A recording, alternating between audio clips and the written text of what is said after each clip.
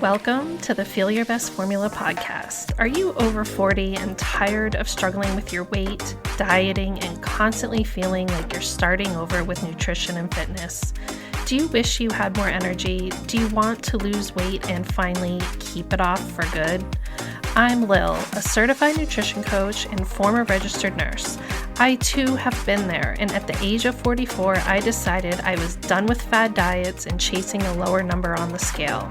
I was so tired of constantly starting over and wondering why I couldn't get lasting results.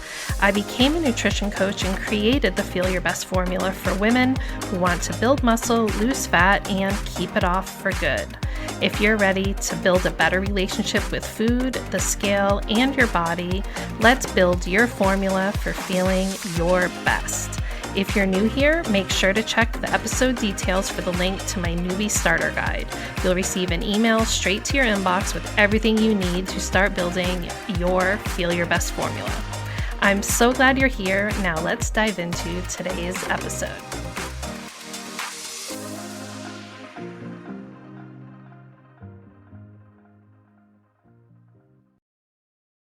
Hello and welcome to the Feel Your Best Formula podcast. This is Lil, and today we are going to hit on a very important topic, a topic that I have mentioned 2 episodes ago, telling you we were going to talk about this.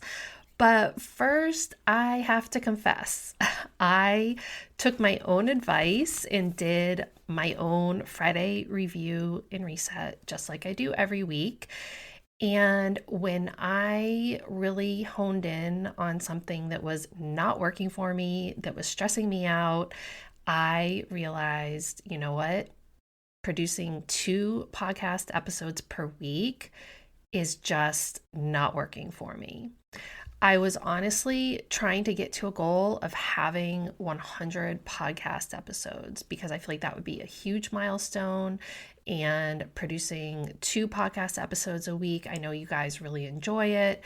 And I was really, holding myself to this really high level of expectation of churning out these podcast episodes. And there are so many things that I want to talk to you about. Every day I have a section in my notes app where, I need to talk about this on the podcast. Here's another idea. Here's something I saw online that we need to address. I feel like I am never going to run out of topics that we can talk about on here. But the truth is, my client load has increased, which takes time away from my weekly content creation time. And obviously, working with my clients who are paying me is a much better use of my time than doing this podcast, which is something I do for free. And I decided I needed to let go of this arbitrary goal of 100 episodes. I don't know where I came up with it in my head. Just the fact that I have, I think, close to 80 episodes published right now is such a huge accomplishment. Very few podcasters actually make it past the first 3 to 5 episodes. So I think I'm showing you guys I'm here to stay. I'm going to show up for you every week, but it just does not necessarily need to be 2 times per week. And I know I'll get to 100 episodes, and I know it's going to be a much better experience for me to be producing episodes that I feel are higher quality and I can really give my attention to it rather than having that pressure of having to produce more. And that means my podcast episodes are going to be better for you as the listener. It takes me anywhere from 2 to 3+ hours to produce an episode, just depending on what the topic is and how much research I'm doing on it. So that's a good chunk of time. So to be spending 5 or 6 hours per week just on the podcast, I was just looking at it in black and white, staring me in the face. And I just said, this is just not something that is going to help me thrive. And it's going to cause extra stress in my life, especially if I'm feeling like on the weekends, I need to be catching up and be creating a podcast episode. My clients come first, and when you own your own business, there is so much that goes on behind the scenes that, people consuming your content don't necessarily see everything that goes on behind the scenes. And it's time and energy that was just not working for me. So here I am taking my own advice and making a shift. And I did exactly what I told you to do in Friday's episode. Is I looked at everything I did, in the past week, and I just asked myself how I felt about it. And when I was looking at it, I just got that immediately gut feeling that it was just too much, and I trusted my intuition, and that's why I'm making this change, rather than just saying, oh, well, I said I'm going to do this, and this is what I'm going to stick with, even though I don't enjoy it. So I'm encouraging you that even if you said you were going to do something, if ultimately you realize it's just not the right fit for you, then it's okay to change your mind. There's, I often think I have sometimes a different perspective coming from the world of being a nurse, working in labor and delivery, high risk labor and delivery, where the stakes were so high all the time that I just can't get myself too worked up about something like this in business. There's nobody on the table needing to be resuscitated. It's really not that big a deal. And sometimes we can build up small things in our mind where we think just because we commit to something that we have to stick with it. And so one of my main messages on this podcast is do the things that matter, focus on what matters, keep the promises to yourself that matter, and let go of the things that don't. So what we're going to do is just on Tuesdays, we're going to have one episode per week. On Tuesday mornings, you'll wake up and I will be there in your podcast feed. So I hope it makes sense. And I really think it was sort of the universe talking to me when I made Friday's episode. And even though when I recorded that, I wasn't even thinking to myself that I would be making a change based on doing my weekly review that week. And yet here I am, like I literally just made this decision and here I am telling it to you. So it's kind of funny how that works sometimes. Okay, so let's go back and dive into today's topic. We're going to talk about the difference between working out and training, because there is a difference. And we're going to talk about what a true strength training program looks like and how to get the most bang for your buck when it comes to your workouts.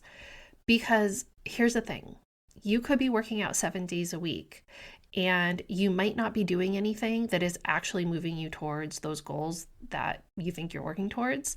And I think most of us have a lot on our plates, and a lack of time is the number one obstacle most of you struggle with when it comes to creating consistency in your fitness.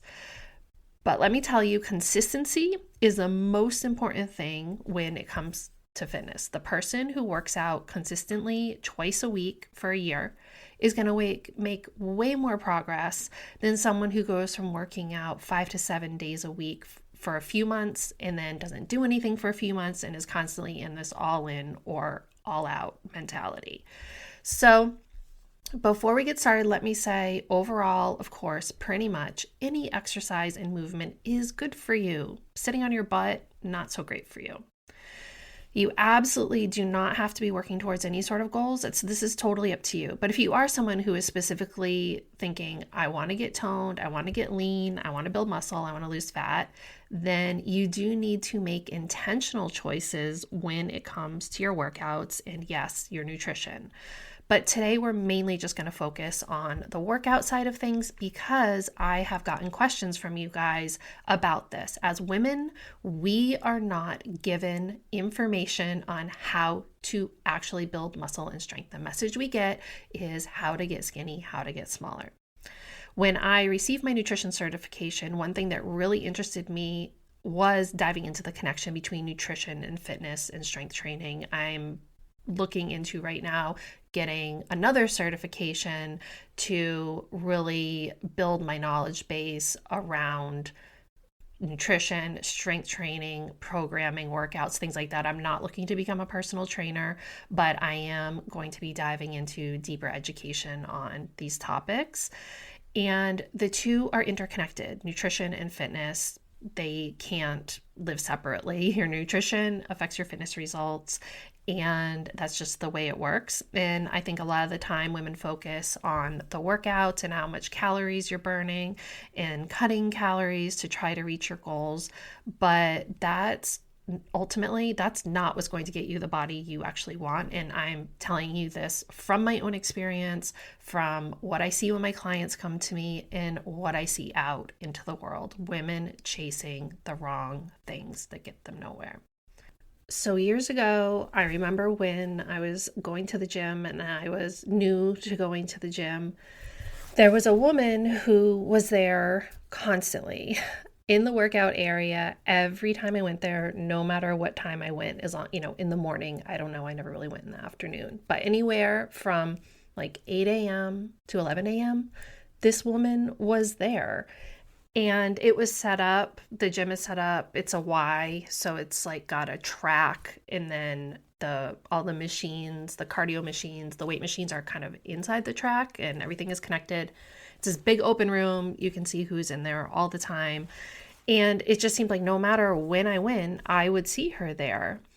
And at first I thought she worked there. I thought she was an employee, but over time I came to realize she was just a member, and she knew everybody. She spent a lot of time talking to people, and she spent hours and hours working out. I remember she was always on the stair climber. That was a big one that she did. And she would be on the weight machine. She's using everything that was there. And there honestly didn't seem to be a whole lot of rhyme or reason for what she was doing. And this is just an example that I've seen in real life of someone who was doing a lot of working out, but she absolutely was not doing anything that could be considered training. Was what she was doing bad? No, absolutely not. It's definitely not going to be harmful. And she was getting a lot of activity in and moving a lot. But it seemed like she must have a lot of time on her hands. And she definitely wasn't doing anything that would really build muscle or endurance. It was odd, to say the least, and I'm not judging her. I don't know what her home situation was like. I don't know what was going on with her mental health. And if being at the gym was something that made her feel good, then absolutely she belongs there. I'm just using it as an example of she was working out a lot, but I don't really think she was getting any sort of results that were noticeable on the outside. And she was spending so much time working out, probably without really seeing the needle move in anything that she was doing, whether she was looking to improve her cardiovascular health and endurance or strength training. There just wasn't going to be a whole lot of change that happened for the amount of time that she was spending at the gym. Now, on the other end of the spectrum, I've known people who literally count every bite of food. They follow a very strict training plan. They dedicate a huge chunk of time and energy to working towards very specific goals, whether it's powerlifting or some type of race like triathlon training or marathon training or a physique competition, and they follow a very strict plan because they have very specific goals that they want to work on. So that's kind of the other end of the spectrum. I think if you're listening to this podcast, you're probably like me and definitely kind of somewhere in the middle of these two ends of the spectrum. I definitely personally want to take care of my body, control whatever factors I can that contributes to my long-term health. I want to look good. I want to feel good. I want to smile when I put my favorite outfit on. I want to feel sexy. Like, it's all connected. But I don't want to obsess over my habits or have it completely take over my life to the point where it's making enjoying my life difficult and enjoying those really fun things that I really enjoy, with my family, with my friends. And I want to have this rational middle ground and balance where, yes, sometimes I have to dig into my discipline. I have to do a workout when I don't feel like it. I might need to prioritize a more nutritious food choice over a decadent treat if I'm coming off of having way too many treats the week before or the day before or something. And just looking at what the overall balance looks like and making a decision based on how I want my life to look. I never want to veer off in a direction that leads me backwards. I want to continue to get stronger, get leaner, maintain a healthy activity level, cardiovascular health. I have to be mindful personally of my body fat percentage as I'm slightly more at risk for type 2 diabetes. And I've had some abnormal blood glucose readings in the past, which, my healthcare team has said to me, if you became obese, you would probably get type 2 diabetes. Additionally, I have a bit of a genetic cholesterol control issue, so I do need to be a bit mindful of my saturated fat. We are all unique, and we all bring various genetic and emotional and experiential baggage with us to today and our choices that we're making today. And it might not be your fault where you are today based on genetics or life experiences, the information, the misinformation, the things that have not helped you in the past. And those things have shaped your health, but it is your responsibility to figure out how to control what you can and do your best to take care of yourself. And it starts with your habits. And so if you're someone who wants to make intentional change, then you're going to have more of a training perspective versus, oh, I'm just going to work out and eat healthy and do what I want to do. You're going to have to take that training approach so that you can educate yourself on what a long-term plan looks like and how that is going to work for you. The research has shown us that habits and fitness level are a much better indicator of overall health and health outcomes than just your body weight or your BMI. So I really think if we can start embracing that as individuals and as a society, then we can really start moving forward towards improving overall health, again, as an individual and as part of a society. Now, when it comes to your fitness and working on goals, let's talk about why you want to decide what goal you're working towards, and then understand the difference between just working out and actually training, because there's a huge difference. And I'm here as someone who is sadly just kind of working out pretty much obsessively for years, yet never satisfied with my results because I was doing the wrong things. I thought I was doing the right things, and I was wondering, what's wrong with me? Why can't I reach these goals? And my goal was to always get leaner and have a more toned look, but I was doing it totally wrong. When I look back on what I experienced and also what I see a lot of women, where I see a lot of women stuck, I call this the beginner's trap, because here's the deal. If you've been sedentary, if you've not really worked out, if you've not done a whole lot to improve your strength or even activity level for a long period of time, then you're a beginner.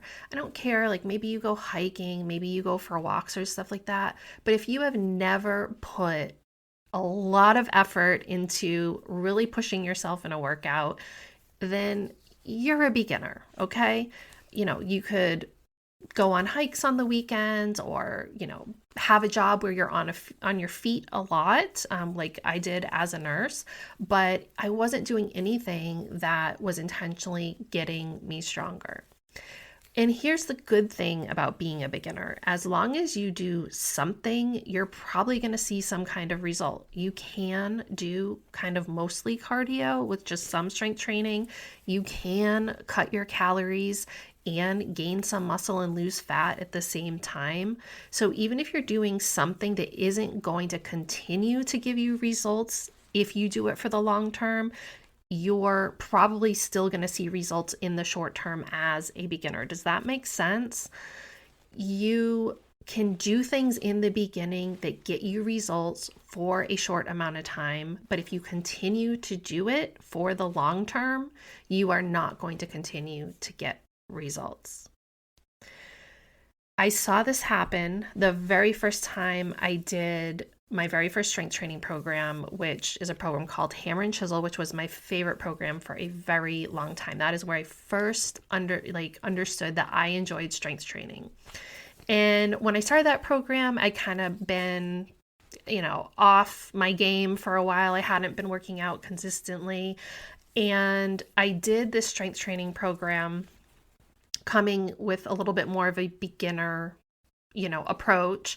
And I was eating 1,200 to 1,500 calories per day. And I got really great results it's a 60-day program, and I did it. And I loved how I looked when I was done. I even had some abs showing. I definitely had built some muscle, and I definitely lost fat. And I think I only lost about 4 pounds on the scale during that time. But I remember the scale, pretty consistently was staying the same or going down again. I only weighed myself weekly. And I really love the results that I got. But here's where the beginner's trap comes in. I kept trying to do those same workouts and eat low calorie. And what happened? It was unsustainable. I wasn't able to get stronger. And I'll also be honest that I wasn't lifting heavy enough, especially compared to what I lift now. I mean, obviously I wasn't fueling my body properly, but I was not lifting very heavy. Because I still had that skinny is best mindset, I kept thinking the solution was to keep eating low calorie and keep trying to lift weights and build muscle. Yet I had gotten past that special magical point in time where as a beginner, I could benefit from low calorie, lifting some weights, and seeing results. And this is just some body recomposition that happens a little bit easier. Again, it's very nuanced. Anyone telling you that you're going to get the same results as everyone else doing a program is flat out lying to you. Your results are going to depend on your starting point, your effort, your genetics. We are not all the same. Okay, so I kept chasing this goal and thinking I could build muscle and lose weight at the same time because that's what I had done as a beginner. But my body had maxed out my ability to do both at the same time because I was no longer a beginner. I was only losing muscle by continuing to eat low calorie. I was actually going backwards. What I should have done and what I know now is I should have eaten in maintenance, probably around 2,000, anywhere from 2,000 to 2,200 calories per day at the time. And I should have worked on just getting stronger, let go of trying to lose fat. And honestly, I look at those pictures and it's a little nutty to me that I even was trying to get skinnier because I was very lean. And I was afraid of the scale going up, and I didn't understand how to eat properly and train properly to start working towards my long-term goal. Like, literally, what a mess. And I honestly still see a lot of women stuck in this trap, and it can happen in any fitness community. You get excited with the initial results, and you don't understand that your body's going to adapt, and you're going to have to do things differently when you're no longer a beginner. If you want to maintain your results, you're going to have to understand how to do that with your nutrition and your fitness. You might have to be okay with periods of weight gain so that you can build muscle, followed by periods of fat loss. It really, again, depends on your unique starting point, your personal goals, the effort that you can put in, all of those things. You really need to have an individualized plan to help you get the results that you want. So let me ask you, is this you? Have you ever been really happy with your initial results from a workout and diet plan, whether that's going to a gym or taking classes somewhere or doing something online, and then wondered why it didn't continue to move things in the right direction, why you couldn't keep doing that same thing? Or perhaps you're stuck in this kind of all in and all out mentality, and maybe you're cycling through trying to diet every few months. Honestly, if you've been following a program and you still find yourself rotating through dieting every few months or every time you have an event or go on vacation or after a holiday, then you really need to rethink your methods. Your scale should not be fluctuating 5, 10, 15 pounds to the point where you just constantly are all in or all out with dieting. Like, you need to find a happy place to live. If there was one thing I really wish every woman understood it is the power of maintenance. And most nutrition and fitness programs out there don't even want to talk about it. They don't want to teach it to you because it doesn't benefit them. What benefits them is continuing to tell you that you need to get skinny. And then you get stuck in this vicious trap where you think what you did as a beginner is what you can continue to do down the road. So let's talk about what to do to get out of the beginner's trap. This is where you need to understand the difference between working out and training. If you're someone that just wants to get some movement in and be active, then go ahead. That's awesome. I think that's the ultimate goal for all of us, is just not have to think about things a whole lot. And however, in this time between when we do want to improve our strength and cardiovascular health, it is important to make sure our actions are in alignment with our goals. So if you're not there yet as someone who just knows what to do, then you are going to have to put intention, mindfulness, some tracking, and all of those things in an effort to learn so that you can get to a point where you don't have to do those things quite as much. When training for long-term sustainable muscle and strength gains, it takes intentional action. The really cool thing about getting stronger and building muscle is that you are guaranteed results if you do the right things. And I feel like with fat loss and getting skinny, there are no guarantees, and it is such a mind game. Whereas I have found it to be so much easier physically, mentally, logistically to work on getting stronger. Here's the formula for building strength. 1, you need a proper progressive overload strength training program. Listen, you're going to have to plan on lifting more than a 20-pound weight. I'll explain progressive overload in a minute, but you have to get out of this mindset that, just because you're lifting a dumbbell means that you're building strength. Number 2, you need to eat adequate calories. Remember, as a beginner, you get that magical time where you might be able to cut calories and build muscle at the same time, but this is a nuanced, individualized situation depending on your body fat, your training level, and all of those things. It's not guaranteed. But if you're someone who's been working out for a while, then chances are you're going to have to eat at least in your maintenance calories to build muscle. So you're going to have to eat. You're going to have to be okay with the scale possibly going up a bit. And again, depending on your starting point, some people might need to eat a bit of a calorie surplus if you're already starting from a very lean and skinny standpoint and you want to get stronger. And honestly, the vast majority of you listening, eating and maintenance is going to be all that you need to do. You don't need to go into a surplus. While you're eating adequate calories, you need to make sure that you're also having adequate protein. Your muscles are made of protein, so you need to give your body protein so it can build muscle. You're going to need about 0.8 grams per pound of body weight. So if you weigh 200 pounds, you're going to need about 160 grams of protein per day. Again, this is individualized and it depends on your personal numbers, your starting point, etc. Number 4, your body needs sleep, rest, and recovery to build muscle. You're going to need to give your body the rest it needs. I've personally cut back to 4 strength training workouts per week, and I have way better results than when I was working out 6 or 7 days a week. And you need to sleep, because during your sleep is when your body goes in and starts building up and repairing that muscle. It gets broken down during the workout, and then when you build it up, that's how you're building up new muscle and making yourself stronger. Number 5, alcohol.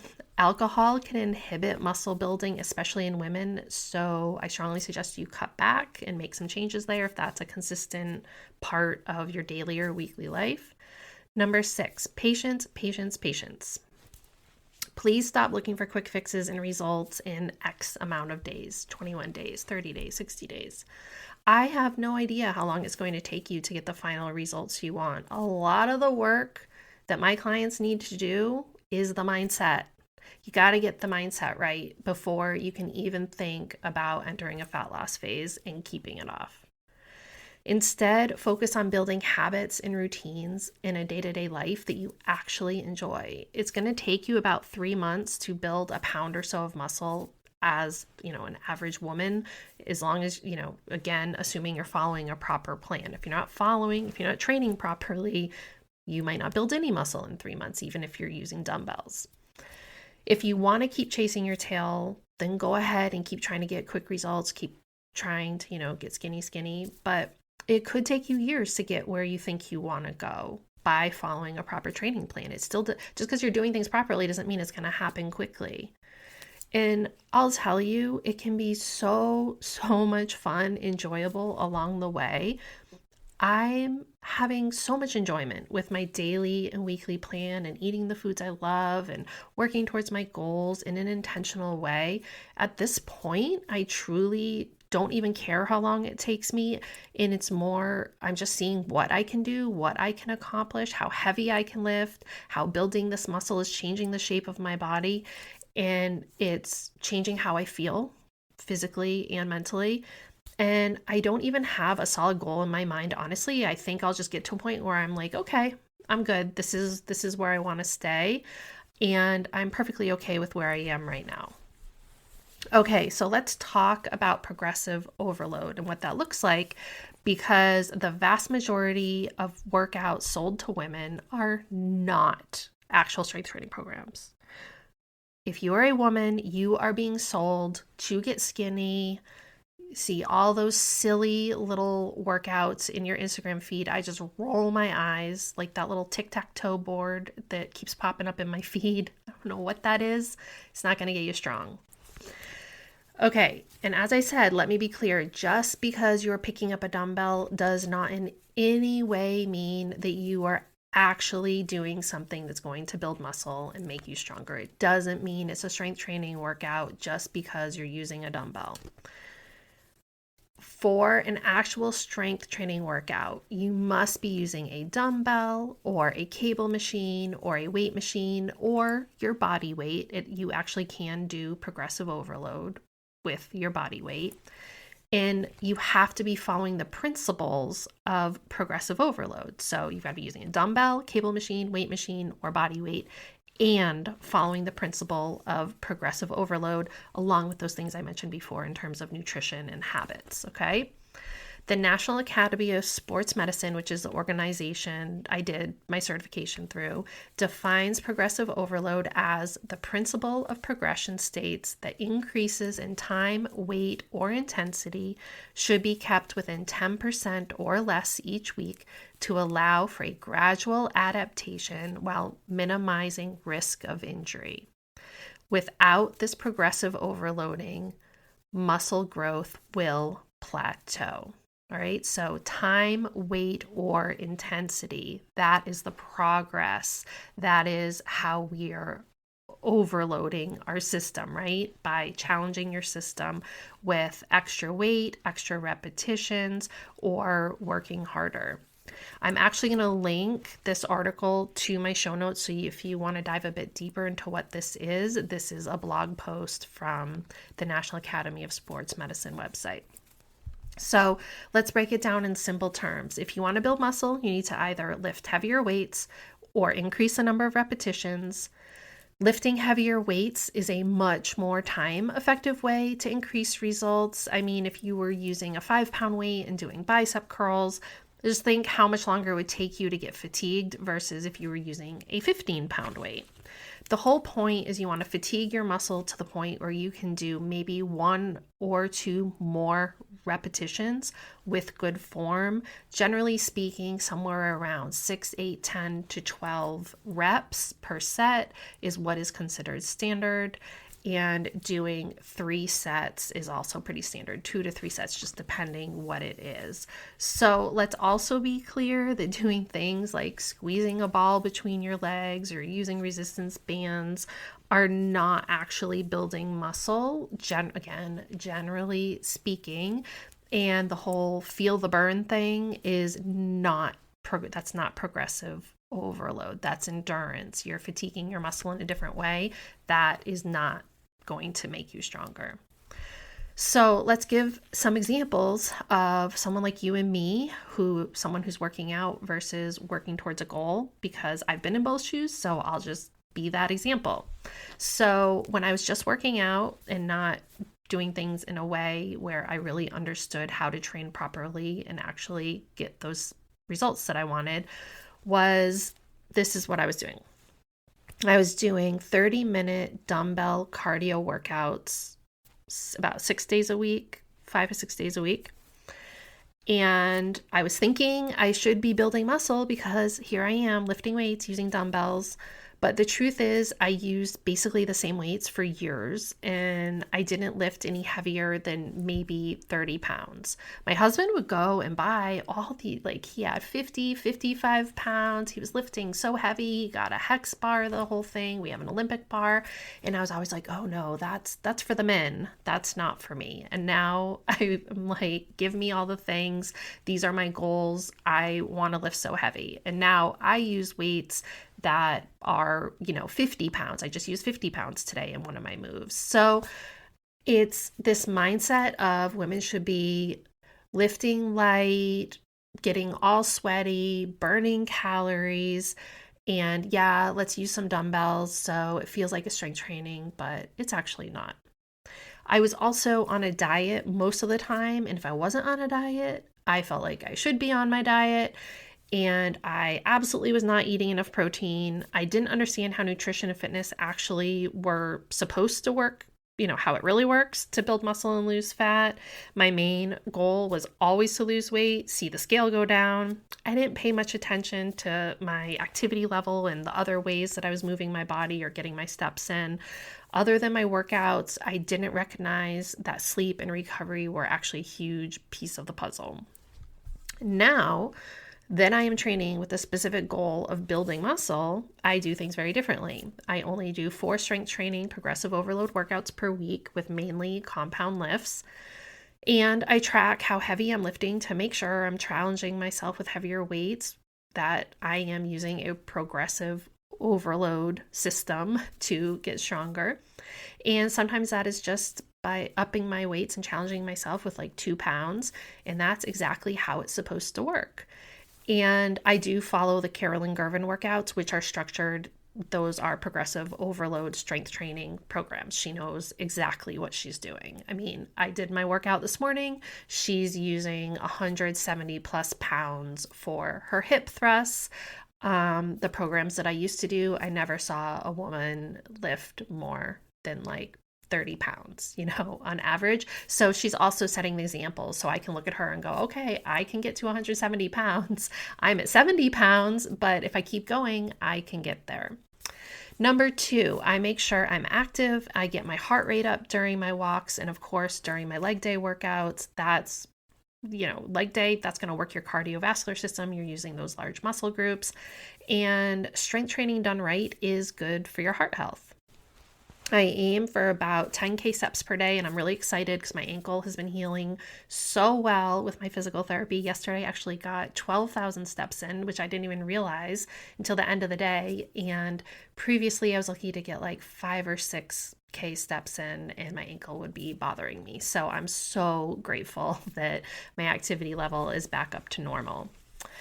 Number 3, I eat in maintenance calories, and I'm not planning on doing any type of cut or diet for at least 9 to 12 months. We have a Caribbean vacation planned in a few months, and I'm in no way going to diet or try to get bikini ready before we go. I am who I am. I'm going to show up on my vacation, how I look, and I'm going to enjoy it. My goal is to get stronger, and dieting is just not in the cards anytime soon because my goal is to get stronger.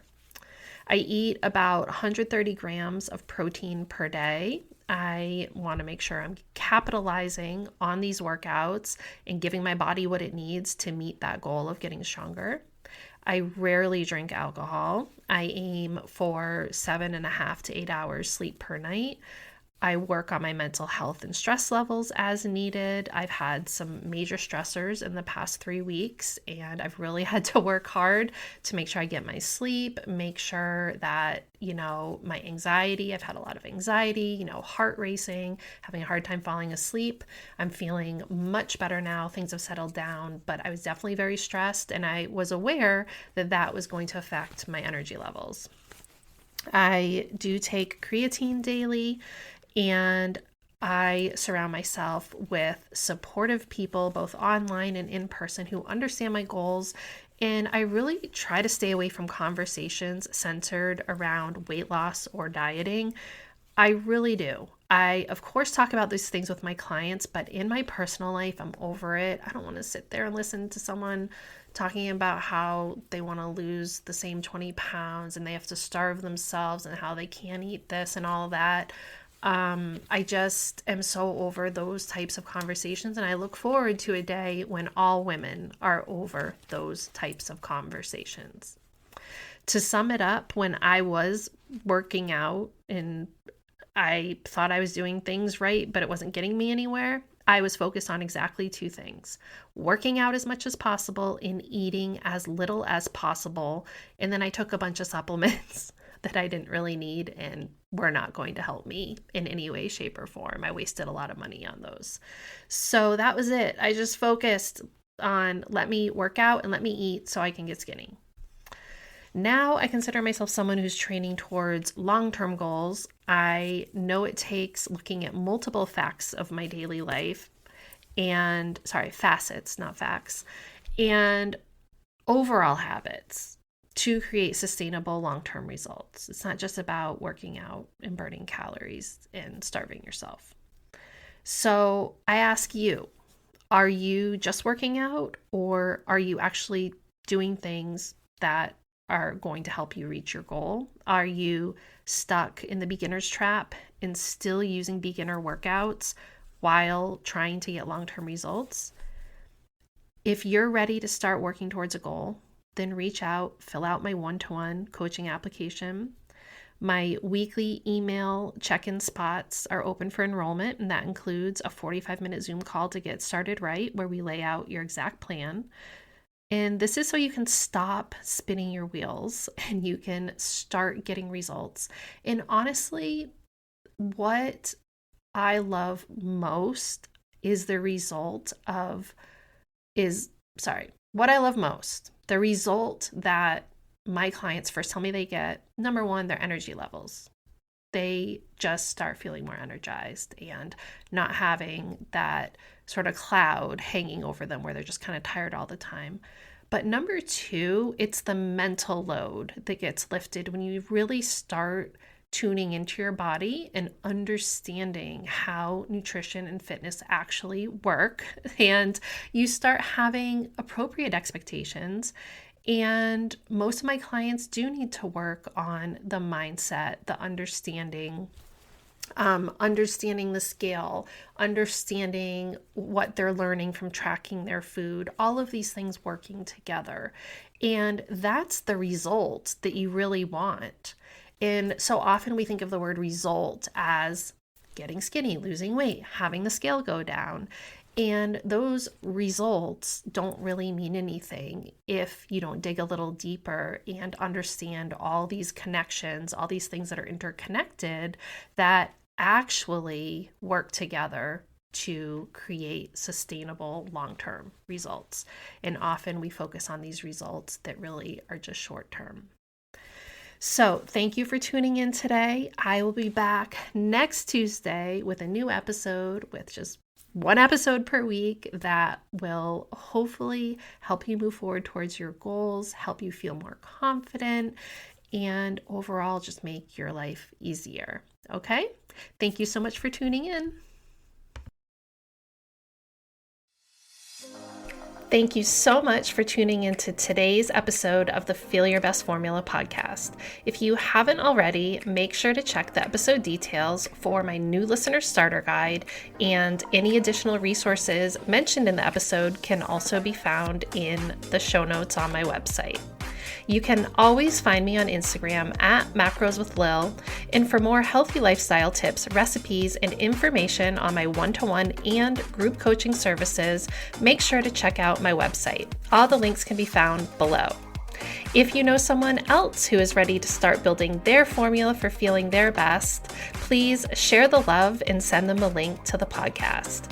I hope you found today's episode helpful, and I'll see you back here next week for a brand new one.